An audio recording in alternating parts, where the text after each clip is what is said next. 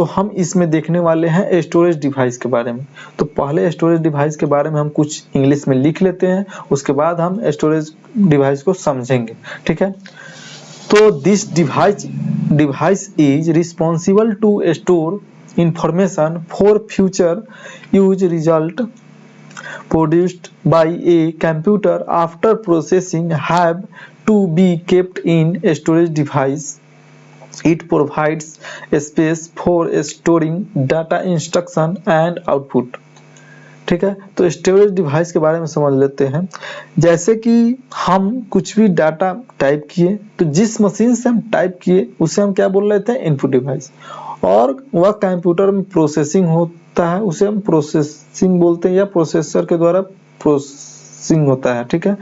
तो वह हम जो इनपुट किए, तो जिस मशीन से किए तो वह इनपुट डिवाइस, और वे डाटा कहीं रखा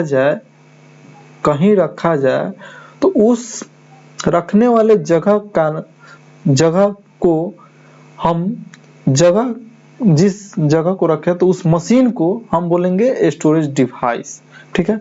तो स्टोरेज डिवाइस, और जो डाटा हमारे तक आ जाए किसी मशीन के द्वारा, तो उस मशीन को बोलेंगे आउटपुट डिवाइस, ठीक है। तो हम इनपुट डिवाइस, स्टोरेज डिवाइस और आउटपुट डिवाइस में फर्क समझ लिए, ठीक है। तो स्टोरेज डिवाइस को हम एक थोड़ा एग्जांपल देके समझते हैं। जैसे कि हम हर एक वीडियो में समझा रहे हैं स्टोरेज के बारे में, कि जैसे कि एक घर है, घर में बहुत सारा रूम है, तो किसी एक रूम में हम जिस सारे सामान को रखते हैं, तो उस रूम को क्या बोलते हैं, स्टोर रूम।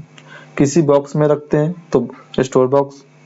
तो उसी तरह हम कंप्यूटर का डाटा जहाँ पे रखते हैं उस मशीन को हम बोलते हैं स्टोरेज डिवाइस। जैसे कि pen drive, memory card, hard disk, CD drive, CD disk, ठीक है। तो उस डिवाइस को हम बोलेंगे स्टोरेज डिवाइस। यानी कि कुछ भी गाना रखना हो, फिल्म रखना हो, तो किस में हम रखते हैं, मेमोरी में रखते हैं या पेन ड्राइव में रखते हैं। तो जो जिस डिवाइस में, जिस मशीन में हम रखते हैं उसे हम बोलते हैं स्टोरेज डिवाइस, ठीक है। तो इसके हम जो इंग्लिश लिखे हैं उसका थोड़ा हिंदी में समझ लेते हैं। This device is responsible to store information for future use result.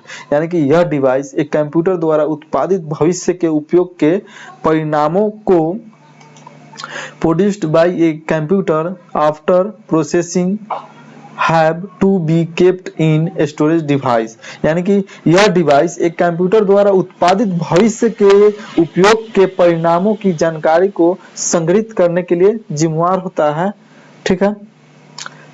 इसे प्रसंस्करण यानी कि प्रोसेसिंग के बाद स्टोरेज उपकरण में रखा जाता है, ठीक है।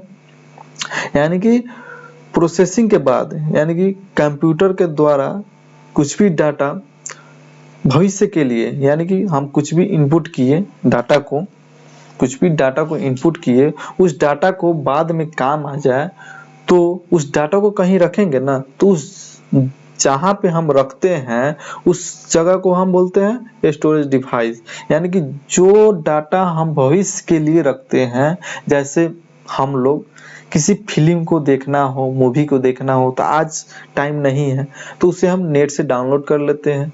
तो हम कहीं उस फिल्म को रखते हैं ना, कहीं उस मूवी को रखते हैं, तो उस जगह रखने वाला को हम उस मशीन को बोलेंगे स्टोरेज डिवाइस।